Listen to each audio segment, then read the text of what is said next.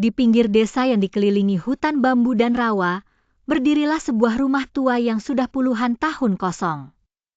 Atapnya miring, jendelanya pecah, dan ket temboknya terkelupas seperti sisik ular tua. Anak-anak desa menamainya rumah mayat, karena tidak ada satupun orang berani masuk ke sana. Namun Raka, seorang anak kelas 6 SD yang terkenal berani dan penasaran, justru ingin membuktikan bahwa semua cerita tentang rumah itu hanyalah mitos. Suatu sore saat hujan baru reda dan langit mendung menggantung, Raka membawa senter, buku catatan, dan kamera bekas milik ayahnya.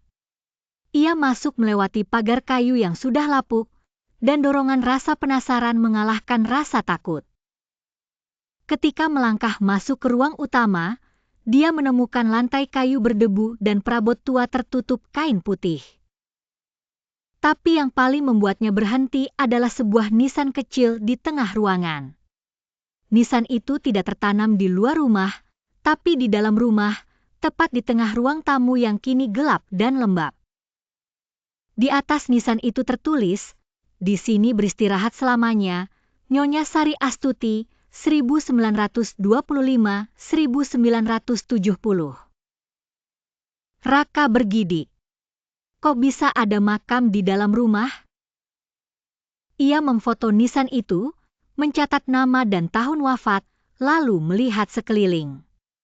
Ada tangga tua menuju lantai atas, tapi terdengar bunyi krak-krak dari bawah lantai. Dengan hati-hati, Raka mencari asal suara itu. Tiba-tiba papan lantai di dekat nisan retak.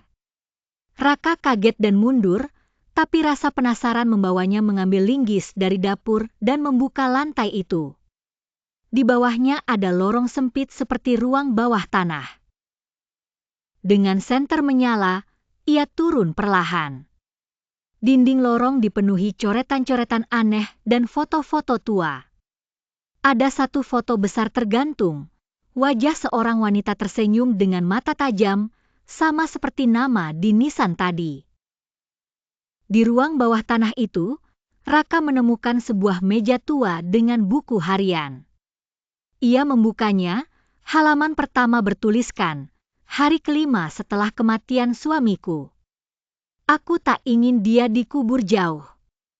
Aku tanam dia di dalam rumah agar tetap bersamaku." Raka membeku. Nisan itu ternyata bukan untuk Nyonya Sari, tapi untuk suaminya. Tapi mengapa tertulis namanya?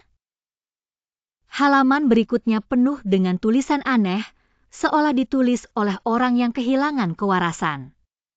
Raka menutup buku itu, dan saat itulah ia mendengar suara napas berat dari sudut ruangan. Ia menoleh. Tak ada siapa-siapa. Tapi suhu ruangan jadi dingin. Nafasnya berembun. Dari arah nisan di atas, terdengar bunyi geseran batu.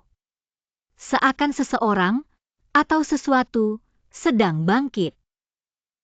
Dengan panik, Raka naik kembali ke atas, tapi nisan itu sudah retak.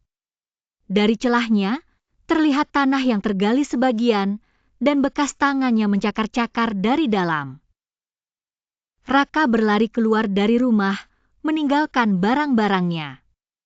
Ia terjatuh saat keluar pagar, namun berhasil kabur.